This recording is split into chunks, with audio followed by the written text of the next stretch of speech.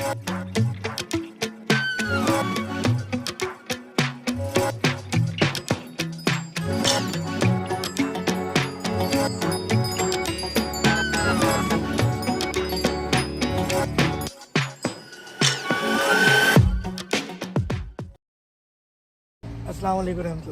वालेकुम रहमतुल्लाहि व बरकातहू।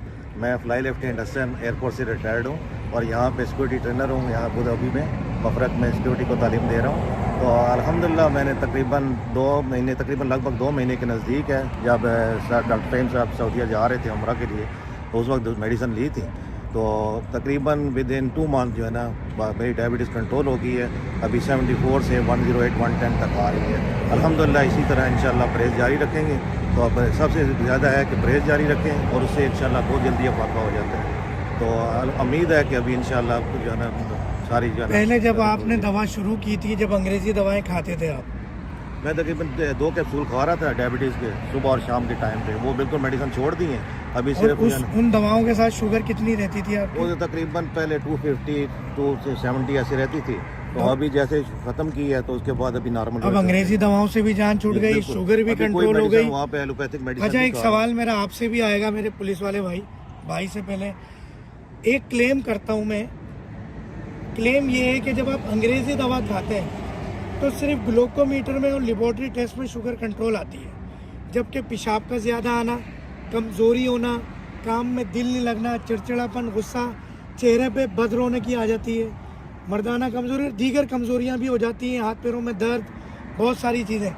क्या इस 1-1.5 महीने में किसी ने आपको टोका कि पहले से ज़्यादा जवान लग रहे हैं, खूबसूरत लग रहे हैं, उम्र से कम दिखाई दे रहे हैं, पेशाब कम आ रहा है? और ये जो बातें मैंने की इस हवाले से क्या कहेंगे? बिल्कुल ऐसे ही है। बिल्कुल ऑफिस में गया हूँ तो अपने जो कोलीग्स हैं उन्होंने बोला क्या भाई आपके चेंज आ रहा है, चेहरे में शादाबी आ रही है। और काफ़ी सारे लोगों ने उन्होंने काफ़ी सारे उन्होंने कहा कि क्या चेंज है। मैंने कहा अल्हम्दुलिल्लाह अल्लाह का करम है, तो चल रहा है निज़ाम। तो बहरहाल हम डॉक्टर फहीम साहब के लिए दुआएं करते हैं, अल्लाह इनको सेहत तंदुरुस्ती दे, ईमान की सलामती दे। दुआ करें बस मदीना शरीफ में आकर जी कसम बुलाते रहे, ज़िंदगी का मकसद यही है। इस हवाले से आप बताएं कि आपका कैसा रहा है ये वाला एक्सपीरियंस? ये पेशाब भी मुझे 1-2-3 टाइम में रात को उठता था, वो भी क्लियर होगा, भी जो नॉर्मल है अल्हम्दुलिल्लाह। मुंह का जायका मेरा जो मुंह सूख जाता था अब वो भी बेहतर है अल्हम्दुलिल्लाह। तो चेंजिंग भी मैं खुद सुबह जब यूनिफॉर्म वगैरह करके जब अपने आप को चेक में जवान लग रहा था, चेंजिंग आई है। और मेरे कोलीग भी कह रहे थे, पुलिस का जवान आ गया, सारे कह रहे थे कि माशाल्लाह कुछ आप क्या खा रहे हैं। तो बस भाई ये चीज़ की निशानी होती है कि ये जो हर्बल हमारी दवाएं हैं ये लबलबा पेनक्रियास पे काम कर रही हैं। ये सिर्फ ग्लूकोमीटर में या लेबोरेटरी टेस्ट में शुगर कंट्रोल नहीं हो रही, यानी ये दिखावे का बेवकूफ़ नहीं बनाया जा रहा। कि आप मिसाल के तौर पे मैं एक मिसाल देता हूँ कि हम इस वक्त यहाँ खड़े हैं, हमें नहीं पता, जैसे कराची शहर में होता है ना, ख़बरों में अच्छा बताया, मैं कराची से ताल्लुक़ रखता हूँ, ख़बरों में बताया जाता है भाई सब कुशल मंगल है, कराची शहर के हालात बहुत बदल गए, MQM पे पाबंदी लग गई है, मगर ऐसा नहीं है। मैं कराची का शहरी हूँ, अब कराची के हालात पहले से ज़्यादा ख़राब है।